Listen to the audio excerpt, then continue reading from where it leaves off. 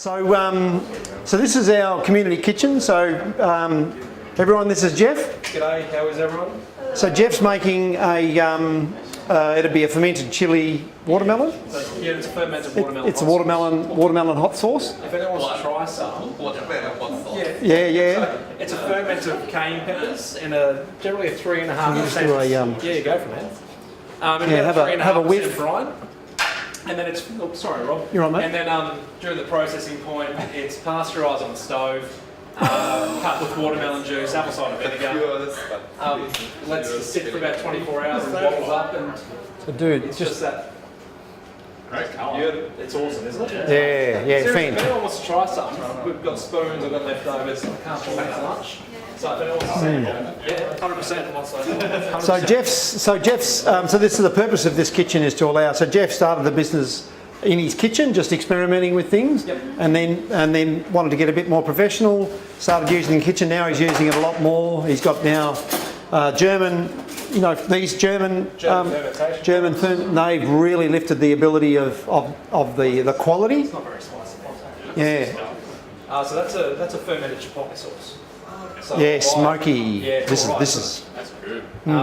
So I buy fresh red jalapenos from the Rockley markets and I smoke them over red wine oak until they become really dry and dehydrated.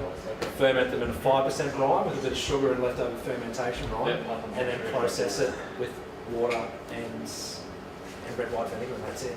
And Yeah. actually, So most of the products here are all done without any. We don't. No, hardly any. Well, I don't think anyone uses preservatives. So no one uses any preservatives or any of the numbers. You know, numbers that you get. So our policy is just it's got a bit of a kick. just the But right it's- food. Think of a sour barbecue sauce, no tomato base. That's what this is, and it's. I'm biased, but it is free. Are you into this stuff as well? Yeah, that's nice. You look like you're into this stuff. Anybody else want to try something seriously? Yeah. 100%. There you go. For you. So basically, yeah. Oh yeah. Yeah. Since he got these things, this has really lifted the quality. Yeah, so it's got a bit of a punch, that one. This one.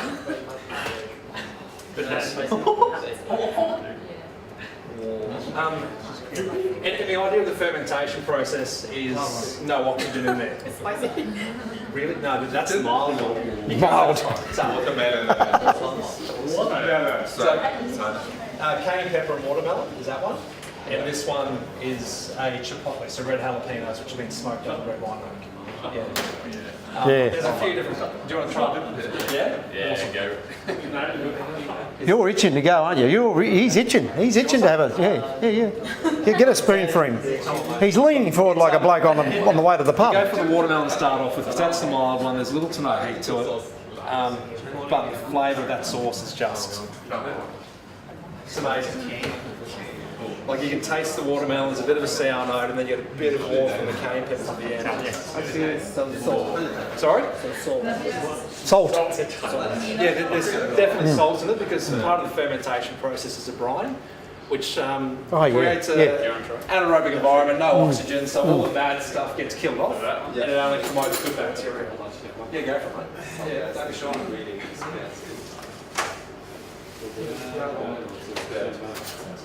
Is that available on your website? Yes. Yeah. So Jeff's just started supplying. So it's taken him probably a year. I started in the kitchen April last year. Yeah. So it took about 8 months to supply. 8 months to get to the point. Yeah. To the point where I was producing enough on a regular basis and for the quality there. Yeah. To then go out to market. So the I know, it's good, isn't it? I make 22 litres. Packaging the ingredient Yep. content. So what's Yep. Yeah. So The ingredients listed at where's your label? smoked. I don't have any labels on me, unfortunately. No, he hasn't got any labels. I'll get So the ingredients Get the, listed this one is chipotles. the other labels. Salt, red wine vinegar. That's it. That's it. So 4 to 5 ingredients, and that's across the entire range of what I'm doing. There's no more than 7 ingredients. There's no artificial sugars, no preservatives. Oh yeah, here we go. I think it uses xanthan gum, which is a natural derivative from a plant product. So other than that, I like it. Yeah, it sells. Especially this one. This one, that's the chipotle. It goes off like a frog. So I smoke them at home over red wine. So I do about 3 kilos at a time. I load up one of my Webbers and just let them smoke for 12 hours straight. So this is Yeah, so these are 2 other products. there is. I think it's the same. So that's habanero and apple hot sauce. Yeah, And and that's the labelling. So really sweet nose from the apple, bit of sour from the fermented vinegar, and then the habanero heat comes through. It'll sit on the palate for about 25-30 minutes. And then there's the super hot, which is a super hot. So it's a ferment of Carolina Reapers. Carolina Reapers are still the hottest chili in the world, anywhere between 1.5 million to 2.2 million Scoville units. So it's a ferment of Carolina Reapers, onion and garlic, which is then processed again with a small amount of rice malt syrup and a small amount of red wine vinegar and water, and that's it. So you like that? I enjoy that. It's still got a lot of flavour. It's still got a lot of flavour to it, but it's insanely hot. Seriously. Yeah. Excuse me for a second, guys. Yeah, the kitchen is a shared kitchen. So we've got about nine tenants, some catering companies, a vegan health treat manufacturer who makes all sorts of vegan gluten-free balls. They all collaborate together. So this is that whole idea of working together, getting to share, like marketing. Like Jeff's got particular skills that other kitchen tenants haven't got. There's equipment here that sometimes some people don't know how to use. So some of the tenants who do know how to use it will show. And together they also can go to stalls together, do stalls, do all sorts of things together.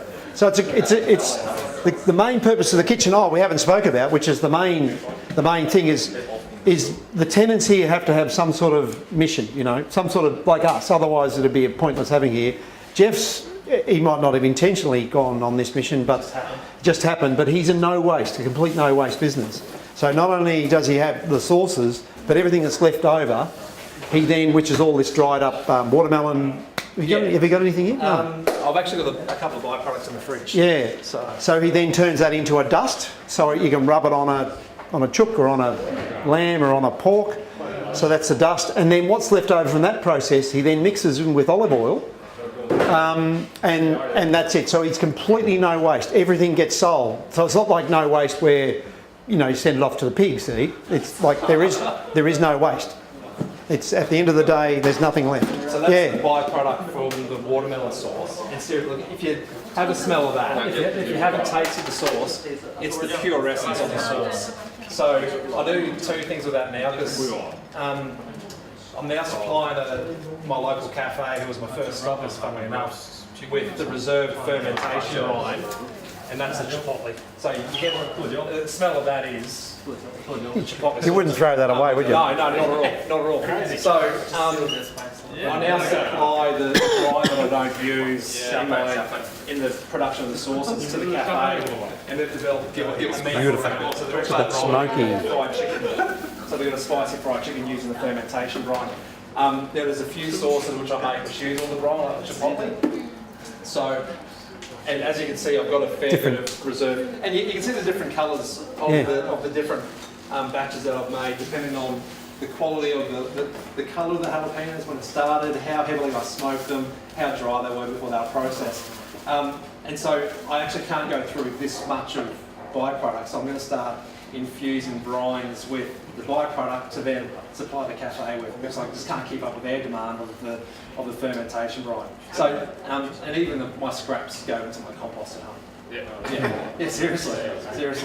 So, and as Rob said, it wasn't intentional. No. It was just one of these things. Just one of these things. Yeah. Which has worked out really well. So there's a few really cool collaborations going on, and look, I just enjoy what we're doing. Yeah. And it is. And so one of the things about you're all doing business is in this new world of business, as a lot of other people will tell you, even Richard Branson will tell you, it's not.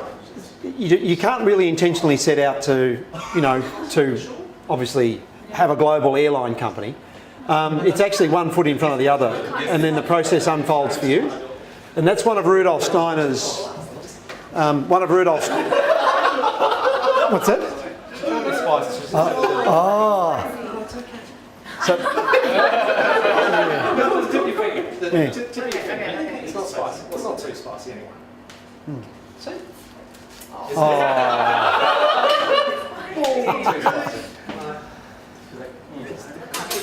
These guys don't like licorice either, so... Really? Really? Wow, gee. Please tell me someone likes Vegemite. Anyone? No. So, So there you go. so thanks, Jeff. That's great. Yeah, cheers, mate. That's great. So we'll go out and I'll show you the packing line now, and then we'll do a loop around. And I'll show you the rest of the Food Connect shed.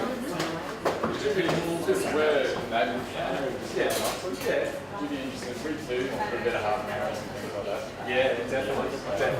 I'm currently in my supply from BGs at the Broccoli markets. But if you've got suppliers that have any arrows or ghosts or anything that's a little bit different, yeah, definitely. We're going to hopefully we see. Right. So, oh gee, what's cool in there? And this is like a. So this is a just a packing room. Pre-pack room, prep room, but it's kept at 18 to 20 degrees because it's great temperature for fermentation.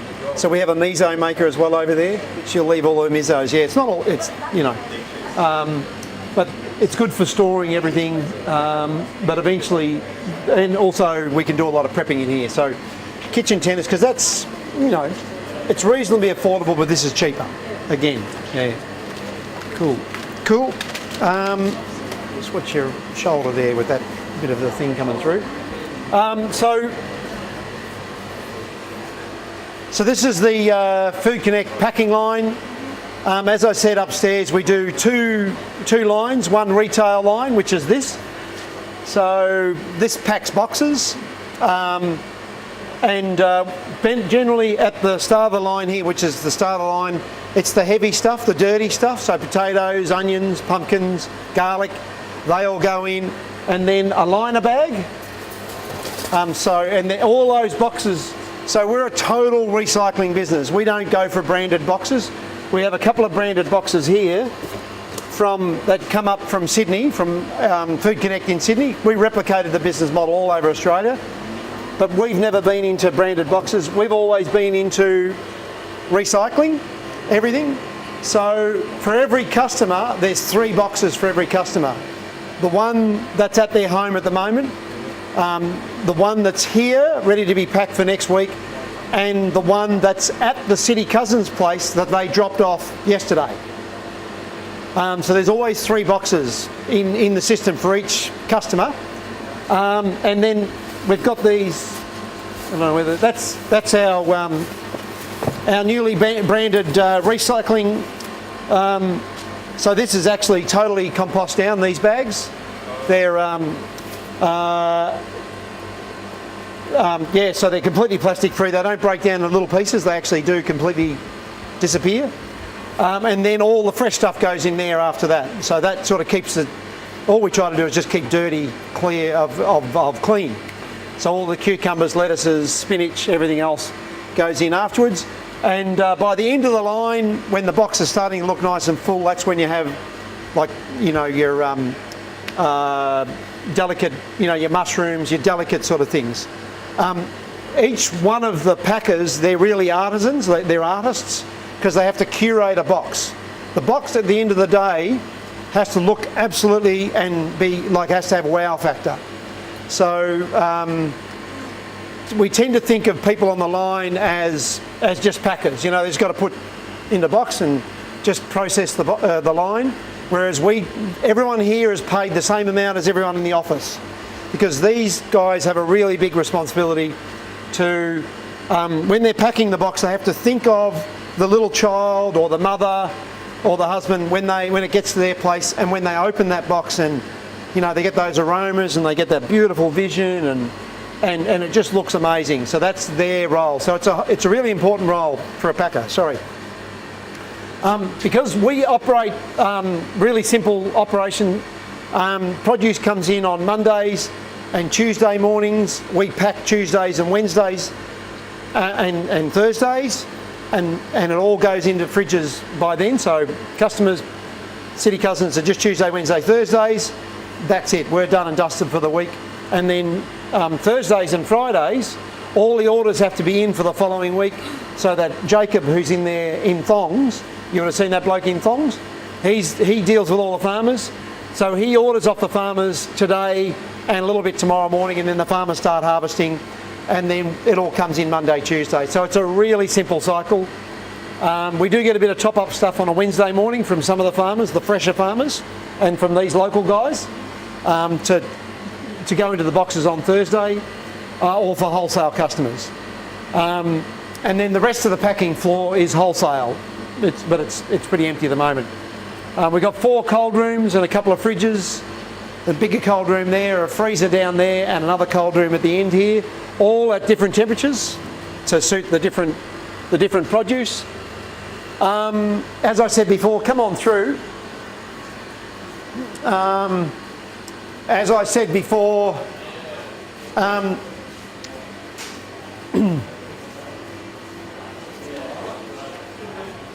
so as you can see, everything's recycled. Even though we're a small business, we wash all of these. They get filled up with water, and then they get put in the freezer. And then they go into the styrofoam containers to keep all our refrigerated goods cold. So we're a total non-refrigeration delivery system. We've never had refrigerated vans or trucks or anything. We think, because our 3 goals are to decouple from fossil fuels, divorce ourselves from market forces. So we have nothing, well, we do have a bit to do with market forces, and to collaborate for good. So they're our 3 guiding sort of policies. So as you can see, this is a lot of work to do all of this, but we feel it's really important to do this for the next generation of kids that are coming through. We have, everything. So all of this here is just wax boxes that we just cut, and they go into there as well to separate things that stick together. Our milk bottles, our customers send them back. They'll go back to the dairy and be used again. So everything's reused. All of the wax boxes and all of these boxes and all of those boxes up there, every farmer has a key to that door, and they'll all come in through that door at any time of the day, any time of the night, and pick up, they just get the forklift out, grab it, put it on the back of their ute, and off they go. So it's a self-help system. All the styrofoam, when there's a broken bit, so it all gets broken up into little pieces, and that'll all get recycled as well. So when it gets to its end of cycle, will get turned into generally picture frames and architraves. And in some cases they're turned into SIP panels, structural integrated prefabricated walls, for a lot of use these days. And then obviously we've got a workshop here, so we really rely on bush mechanics. We're all bush mechanics. We think that there should be a revival in bush mechanics. People repairing, replacing, welding. We shouldn't just go to the shop and just buy a new something or other, because nowadays you can't just go and buy a new, bit. You have to buy the whole, half a thing or whatever it is. So all our vans we service ourselves. They're all out in deliveries at the moment.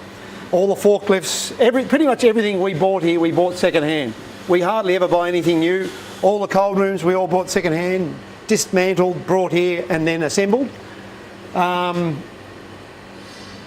There'd be hardly anything here that we actually. So even these, we taught all our packers. We built these ourselves, just out of scrap metal. You can see it's all welded in between. So all the packing team, particularly the women, they love to learn how to weld. How do I get that stick and stick 2 pieces of metal together? It's a pretty exciting thing. So they're not the greatest in terms of, there's a bit of oddness about it, but it's fun to teach people how to. There's something empowering about making something, yourself, particularly when you're using fire. That's good fun. So we'll walk around here. So this doubles as a venue. So we hold a lot of events. You can see all the lighting. There's generally a data projector hanging off there, but I had to take that down for you guys today. Put it upstairs. So this doubles as a venue. So over Christmas time, we had a rock band here just practicing all the time. We have probably an event a month, either a wedding or a film night or something or other. We use all the pallets to make a stage. All these here, these panels here, go on top of it, and bands love it. They love coming here. You know, we make a bar up over there. We light the place up. We put a whole heap of plants in here. It looks beautiful, and all these fairy lights all turn on, and everything. There's a lot of lights that come on, and the place becomes, yeah. So we've had some of Australia's top bands come here and perform here, and they really love it. Except during summer, it's a bit hot. Yeah, cool. So one of the plans. So we bought the shed now. So this whole section down the side there and around the side there will all become retail. The new modern retail. Old retail where you rented a shop, you had a product, and you sat around 24/7 waiting for a customer to turn up. We don't think that model is the future of retail. The future of retail is good online presence, quality product, and a pop-up shop. So people will rent those shops. Some of them might want to have it like a brewery is going to have a cellar door there, so they'll have that cellar door 24/7. But for a lot of people, they just want to rent a shop 2 nights a week or 1 night a week, and then they'll spend time with their family. They don't want to work as hard, like your generation don't want to work as hard as us. You want to really, you want to have good quality family time. You want to go out. You want to experience the world. You want to have good products, and you want to have a great online presence, and you want to take lots of selfies. So, we just weren't into that. Yeah. Cool, come around here. So as you can see, all these, the farmers will come in and they'll just take these home with them, whatever they need, or we use them.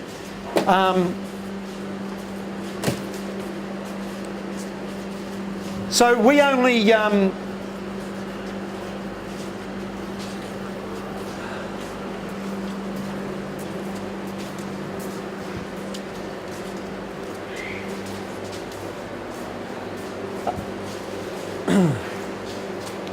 so this is so we've just been renting that wall across there for the last 12 years. We've been here 12 years, and as I said upstairs, we bought the building only last Friday. So last Friday the whole settlement happened. We now officially own the building. The landlord's got his money, or our old landlord's got his money. We've paid, pretty much all the bills, and we have a bit of money left over to develop the place. We've got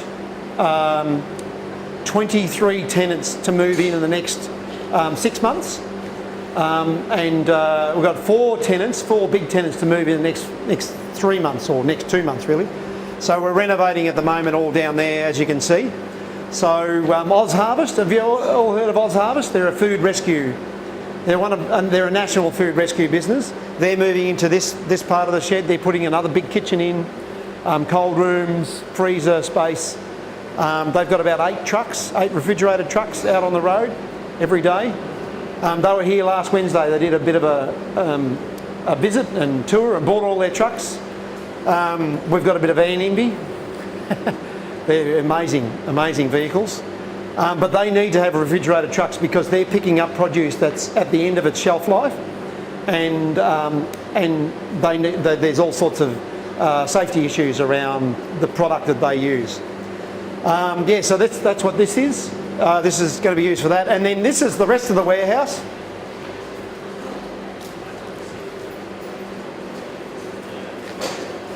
That we've got to use. So it's a pretty big space. It's an old warehouse built during the Second World War, and it was there's all sorts of stories about its history. But so Food Connect are going to move out of over there, and they're going to move into this area over here, and then we've still got plans to do with the back of the building. We've got all these offices up here. There's a heap of offices up here that we've just renovated and retrofitted over the last couple of weeks to fit some of the tenants in. But this is a huge amount of fun for us. What else can I say? So the purpose of this is basically to do what we've done there, but more and more collaborations, more and more friendly tenants who want to collaborate with us, pay the rent, and because it's now community owned, like 566 people own this building, and so eventually we will have to pay them back, a return. But in 2 or 3 years we'll have this place fully tenanted. It'll be not only all the food businesses but the wraparound services. So we really feel it's important that, particularly social enterprises, they have good mental support, so good people who know how to keep our heads straight, because it is very stressful trying to save the world. It's extremely tiring work. If you take yourself too seriously, it can be. No, seriously, there is a lot of, in the not-for-profit world, particularly the not-for-profit world, but in the social entrepreneurs, and in business, people go mad running businesses. It is really tough. So we need to have the right support in all the offices that can actually provide that sort of financial support, physical, like our physiological state, but also our mental well-being. And then what else have we got? Oh, childcare centre. Yep, so childcare centre. Down the back there, that wall's going to disappear. It's going to come in 3 metres, because there's a 2 metre wide laneway down there, and we're going to have a vertical farm, a 4 metre high by 40 metre vertical farm, with real soil and real sun. So we want to show that you can actually do food. You can do vertical food, but not in that hydroponic, energy intense way that we see is a bit sexy these days, where people spend a huge amount of money doing it, and burn a lot of fossil fuels in the process. And I could talk for days about all the other tenants that we're going to have in here, but it's pretty exciting stuff. Yeah, that's my son over there, Dougal. Say hi, Dougs. So that's so that you can see that's Dougal doesn't get his good looks from me. Yeah, cool. I could show you upstairs, but I mean, it's a bit there's a few nails around in timber. So everything. So that's an important part of the building. Similar to over there, everything is going to be upcycled. So we are denailing. So Dougal is denailing every piece of timber. So as we pull apart the building, we look at it and go, yes, that we denail that. That's going to be a good piece of timber. So pretty much the whole renovation that's happened up there has happened with a second-hand staircase, bits of timber that we've found. We've got storage over here of all the timbers. We're getting donated windows. So many things have been donated to us. It's really quite exciting. So the whole idea is, how can we affordably upcycle the building, so similar to these guys, where people can go, wow, Food Connect bought a building, raised $2 million from the community, and then did a cheap, like an affordable renovation for, say we end up spending $3 million on the building. But in reality, if another business went out there and said, let's do what Food Connect would do from scratch, brand new, probably cost $10 million. Yeah, by the time the consultants come in and all that other stuff, we're going to show that anyone can do this. You don't need to be super wealthy, because money is probably running out in terms of the world, and there's plenty of money within community if we just know how to make that accessible. Yeah. So. Cool. What's the time? We're near. Oh, there we go. So we're at lunchtime, and because I didn't have breakfast this morning, I am bloody hungry.